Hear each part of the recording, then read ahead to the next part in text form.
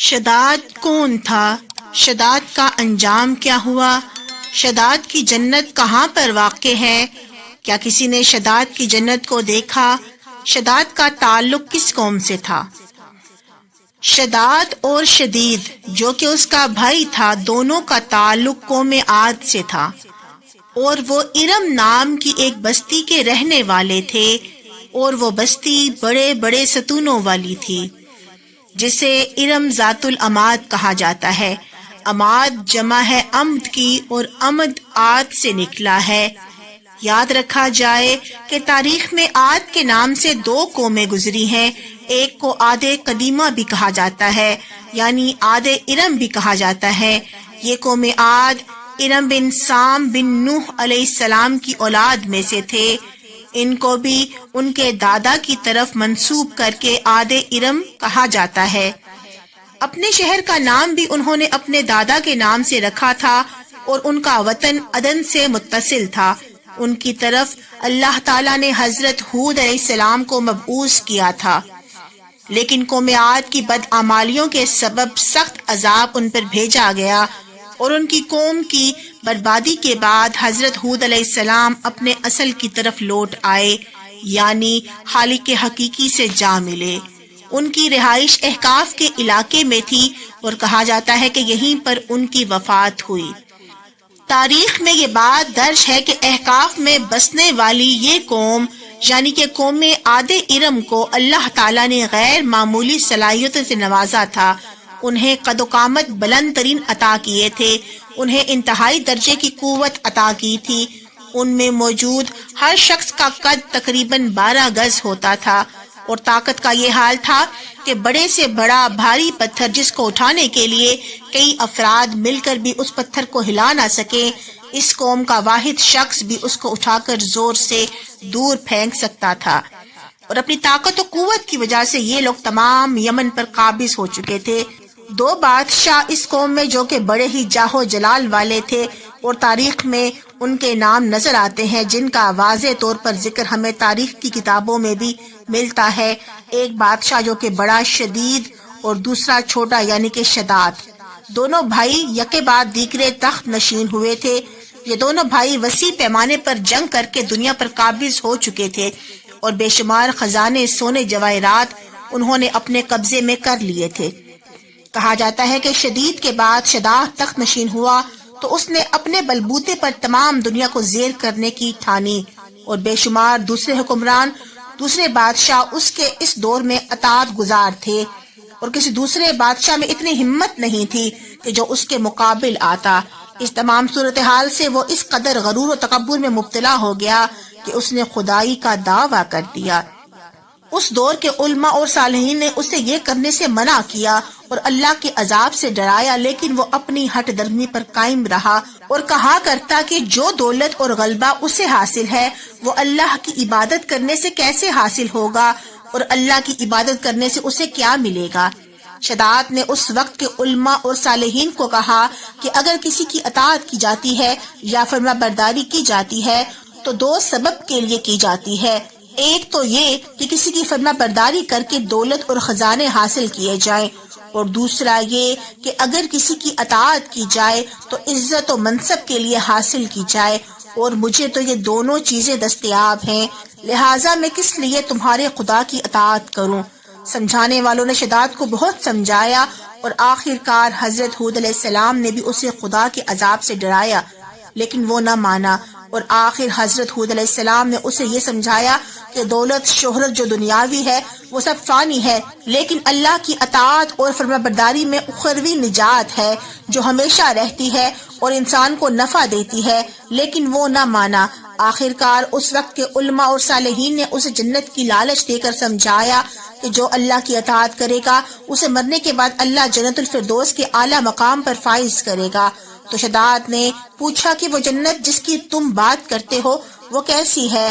تو اس وقت کے علماء اور صالحین نے جو پیغمبروں کے صحیفوں سے اور جو انبیاء علیہ السلام کے عقائد سے جنت کے متعلق معلومات حاصل تھیں، انہوں نے ہو بہو شداد کو بتائیں۔ جنت کی تمام صفات سننے کے بعد بھی وہ غرور میں مبتلا رہا اور کہتا رہا کہ ایسی جنت میں خود ہی بنا لوں گا، مجھے اس جنت کی ضرورت نہیں اور میں تمہیں ایسی جنت بنا کر دکھاؤں گا۔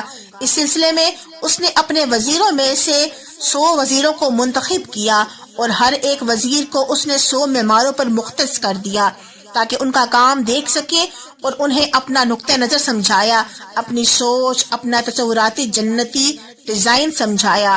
اس سلسلے میں اس نے اپنے تمام وزراء کو ان معماروں کو عدن کی طرف روانہ کر دیا اور عدن میں 1 مربع زمین یعنی کہ 10 کوس چوڑی اور 10 کوس لمبی جگہ اس جنت کے لیے مختص کروائی اور عدن میں سونے چاندی کی اینٹیں بنوائیں اور اس سلسلے میں ہیرے جواہرات کے فرش اپنی خود ساختہ خدائی جنت میں بنانے کے لیے منگوائے۔ اس نے اس علاقے کی زمین کی کھدائی اتنی گہری کروائی کہ اس کی کھدائی کر کے پانی سے متصل کر دیا، یعنی کہ زمین سے پانی نکل آیا اور اس پانی کو اس نے سنگ سلیمانی سے متصل کر دیا۔ جب پانی اچھی طرح سے اس میں بھر دیا گیا تو اس نے بنیادیں بھر دیں اور بنیادوں کی دیواریں سونے اور چاندی کی بنوائیں اور ایسا کام کروایا گیا کہ جب صبح کے وقت سورج نکلتا تو سورج کی شعاعیں جب سنگ سلیمانی پر پڑتی تو پانی کی وجہ سے چاروں اور میں جو دیواریں بنوائی گئی تھیں ان پر ایسا گمان ہوتا جیسے روشن پانی دیواروں سے چھن چھن کر نیچے کی طرف آ رہا ہے۔ اور اس 4 دیواری کے اندر اس نے 1000 محل بنائے اور ہر محل 1000 ستونوں والا تھا اور ہر ستون میں کئی ہزار ہیرے جواہرات لگائے گئے تھے۔ پھر شہر کے درمیان میں ایک نہر بنائی گئی اور ہر محل میں اس نہر سے چھوٹی چھوٹی نہریں بنائی گئیں۔ اس کے علاوہ ہر محل کے اندر بے شمار حوض اور فوارے لگائے گئے اور ان نہروں کی دیواروں پر یاقوت، زمرد، مرجان اور نیلم سے سجائے گئے پتھر لگائے گئے۔ ان نہروں کے کنارے پر مصنوعی درخت لگائے گئے جن کی جڑیں اور تنے سونے کے بنائے گئے اور شاخیں اور پتے زمرد کے سجائے گئے اور ان پر موجود پھل یاقوت، نیلم اور زمرد کے بنوا کر سجائے گئے۔ شہر میں موجود دکانوں کو عنبر اور زعفران کے ساتھ معطر کیا گیا۔ یاقوت اور زمرد کے مصنوعی پرندے نہر کی دیواروں پر سونے کی اینٹوں کے ساتھ بنوائے گئے جن پر پہرے دار اپنی اپنی باری پر آ کر پہرے داری کے لیے بیٹھتے تھے۔ جب اس مصنوعی جنت کا کام مکمل ہو گیا تو شداد نے حکم دیا کہ تمام شہر کے اندر ریشم کے خوبصورت دبیس قالین بچھائے جائیں اور شہر میں موجود نہروں کے اندر مشروبات بھر دیے گئے، یعنی کسی نہر کے اندر دودھ بھر دیا گیا، کسی نہر کے اندر شراب بھر دی گئی، کسی نہر کے اندر شربت اور میٹھا پانی بھر دیا گیا اور شہر میں موجود دکانوں کے اندر کم خواب کی خوبصورت دبیس پردے نصب کر دیے گئے۔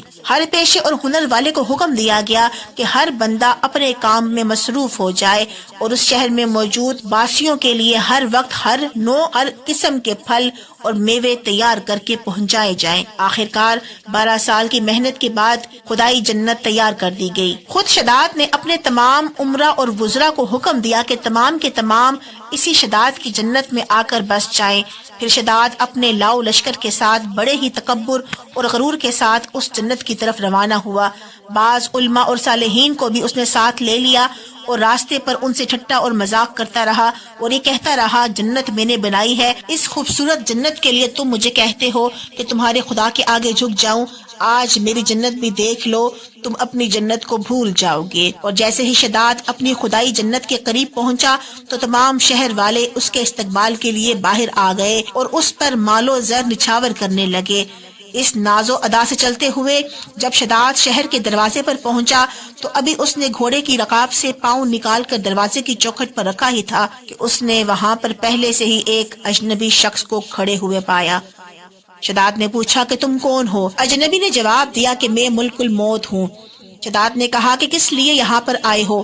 ملک الموت نے جواب دیا، تمہاری روح قبض کرنے کو آیا ہوں۔ اس پر شداد نے جواب دیا کہ مجھے اتنی مہلت دے دو کہ میں اپنی بنائی ہوئی جنت میں قدم رکھ سکوں۔